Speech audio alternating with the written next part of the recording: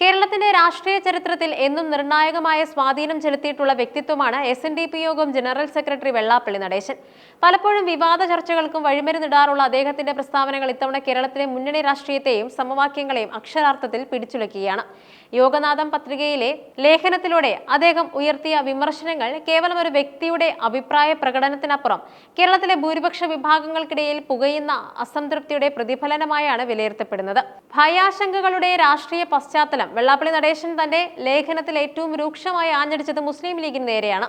മുസ്ലിം league എന്ന രാഷ്ട്രീയ പ്രസ്ഥാനം കേരളത്തിലെ ജനാധിപത്യ സംവിധാനത്തിനുള്ളിൽ നിന്നും അമിതമായ അധികാരം കൈയാളുന്നതാണ് അദ്ദേഹത്തിന്റെ പ്രധാന ആരോപണം.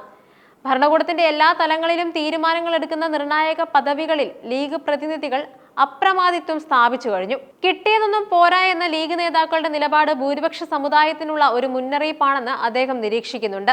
കേരളത്തിലെ ജനസംഖ്യാ ശാസ്ത്രത്തിൽ വന്നുകൊണ്ടിരിക്കുന്ന മാറ്റങ്ങളെ വെള്ളാപ്പള്ളി ഈ ചർച്ചയായി ബന്ധിപ്പിക്കുന്നുണ്ട്. കേരളത്തിൽ ഭൂരിപക്ഷം വൈകാതെ തന്നെ ന്യൂനപക്ഷമാകുന്ന അവസ്ഥയിലേക്കാണ് കാര്യങ്ങൾ നീങ്ങുന്നത്. ന്യൂനപക്ഷമായിരിക്കെ തന്നെ എല്ലാ ആനുകൂല്യങ്ങളും തട്ടിയെടുക്കുന്നവർ നാളെ ഭൂരിപക്ഷമായാൽ വിഭാഗങ്ങളുടെ അവസ്ഥ എന്താകുമെന്നുള്ള അദ്ദേഹത്തിന്റെ ചോദ്യം വലിയ രാഷ്ട്രീയ ചർച്ചകൾക്ക് തുടക്കമിട്ടിരിക്കുകയാണ്. മുസ്ലിം സമുദായത്തിന്റെ താല്പര്യങ്ങൾ സംരക്ഷിക്കാൻ മാത്രമാണ് ലീഗ് നിലകൊള്ളുന്നതെന്ന് അവർ തന്നെ തുറന്നു പറയുമ്പോൾ ഭൂരിപക്ഷ സമുദായം ഇത്രകാലം പുലർത്തിയ മതേതര മനോഭാവം പുനർചിന്തനം ചെയ്യണമെന്നാണ് അദ്ദേഹം പറയാതെ പറയുന്നത്. നിയമസഭാ തിരഞ്ഞെടുപ്പുകളിലും മറ്റ് അധികാര സ്ഥാനങ്ങളിലുമുള്ള സ്ഥാനാർത്ഥി നിർണയത്തെക്കുറിച്ച് വെള്ളാപ്പള്ളി നടേശൻ ഉന്നയിച്ച പരാതികൾ കേരളത്തിലെ മുന്നണി രാഷ്ട്രീയത്തിന്റെ ഇരട്ടത്താപ്പിനെയാണ് വിരൽ ചൂണ്ടുന്നത്. രാഷ്ട്രീയ സമരങ്ങളിൽ മുൻനിരയിൽ നിൽക്കാനും പോലീസിന്റെ തല്ലുകൊള്ളാനും ജയിലിൽ പോകാനും ഈഴവനും പുലയനും തിരിച്ചറിയാനുള്ള പിന്നോക്ക വിഭാഗങ്ങൾ വേണം. എന്നാൽ നിയമസഭയിലേക്കോ മന്ത്രിസഭയിലേക്കോ ഉള്ള ടിക്കറ്റുകൾ വിതരണം ചെയ്യുമ്പോൾ ഈ വിഭാഗങ്ങൾ പടിക്ക് പുറത്താക്കപ്പെടുന്നുണ്ട്. KPCC പ്രസിഡന്റ് ഈഴവ സമുദായത്തിൽ നിന്നുള്ള വ്യക്തിയായിട്ടും കഴിഞ്ഞ നിയമസഭയിൽ ഈഴവ സമുദായത്തിൽ നിന്നും ഒരു MLA മാത്രമേ ഉണ്ടായിട്ടുള്ളൂ എന്നത് ഒരു ദുരവസ്ഥയാണെന്നും അദ്ദേഹം ചൂണ്ടിക്കാട്ടുന്നുണ്ട്.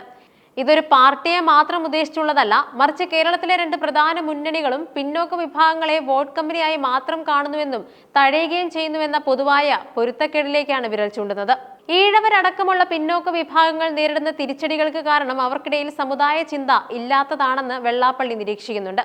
മറ്റു ചില വിഭാഗങ്ങൾ തങ്ങളുടെ വോട്ട് ബാങ്ക് കൃത്യമായി ഉപയോഗിച്ച് സർക്കാരുകളിൽ നിന്നും ആനുകൂല്യങ്ങൾ വാങ്ങുന്നുണ്ട്. ഇങ്ങനെ തന്ത്രശാലികളായി പദവികൾ നേടിയവർ പൊതുസമൂഹത്തിന് മുന്നിൽ വിശുദ്ധന്മാരായി വാഴ്ത്തപ്പെടുന്നുണ്ട്. അതേസമയം സ്വന്തം സമുദായത്തിന്റെ നീതിക്ക് വേണ്ടി സംസാരിക്കുന്ന തന്നെ പോലുള്ളവർ ജാതിവാദികളായി മുദ്രകുത്തപ്പെടുന്നത് ഒരു വൈരുദ്ധ്യമാണെന്നും അദ്ദേഹം പരിതപിക്കുന്നുണ്ട്. സ്വന്തം സമുദായത്തിനുള്ളിലെ തമ്മിലടിയും കാലുവാരലും അവസാനിപ്പിക്കണമെന്ന ശക്തമായ ആഹ്വാനമാണ് വെള്ളാപ്പള്ളിയുടെ ശക്തി. വരും തലമുറയുടെ ഭാവി വെച്ചാണ് ഈ വിഭാഗങ്ങൾ കളിക്കുന്നത്.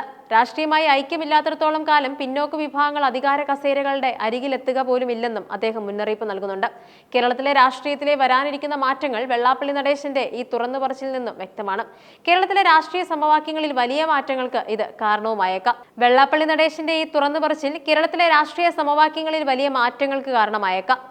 SNDP പോലുള്ള സംഘടനകൾ തിരഞ്ഞെടുപ്പുകളിൽ കൂടുതൽ ശക്തമായ നിലപാടെടുക്കാൻ ഈ ലേഖനം പ്രേരണയാകും. പിന്നോക്ക വോട്ടുകൾ എക്കാലവും ഉറപ്പിച്ചു നിർത്താൻ കഴിയില്ലെന്നും കൃത്യമായ പ്രാതിനിധ്യം നൽകാത്ത പക്ഷം തിരിച്ചടി നേരിടുമെന്നും മുന്നണികൾ തിരിച്ചറിയേണ്ടി വരും. മുസ്ലിം ലീഗിനെതിരെയുള്ള പരാമർശങ്ങൾ ഒരുപക്ഷെ കേരളത്തിലെ സാമൂഹിക അന്തരീക്ഷത്തിൽ പുതിയ ചർച്ചകൾക്കും വഴിത്തിരിവുകൾക്കും ചേരിതിരിവുകൾക്കും വഴിതെളിച്ചേക്കാം. വെള്ളാപ്പള്ളി നടേശന്റെ വാക്കുകൾ വികാരപരമായ പ്രതികരണങ്ങൾ മാത്രമായി തള്ളിക്കളയാവുന്നതല്ല. കേരളത്തിലെ സാമൂഹിക നീതിയും അധികാര പങ്കാളിത്തവും തമ്മിലുള്ള അന്തരത്തെയാണ് അദ്ദേഹം ചോദ്യം ചെയ്യുന്നത്. തല്ലുകൊള്ളാനും കൊടിപിടിക്കാനും മാത്രം ഉപയോഗിക്കപ്പെടുന്ന ഒരു വർഗമായി പിന്നോക്ക വിഭാഗങ്ങൾ തുടരണോ എന്ന ചോദ്യം ഓരോ വ്യക്തിയുടെയും ഉള്ളിലെത്തിക്കാൻ ഇനിയും സാധിക്കേണ്ടിയിരിക്കുന്നു. വരും ദിവസങ്ങളിൽ രാഷ്ട്രീയ കേരളം ഈ വിഷയങ്ങളിൽ കൂടുതൽ ഗൗരവമായ സംവാദങ്ങൾക്ക് വേദിയാകുമെന്നതിൽ തർക്കമില്ല.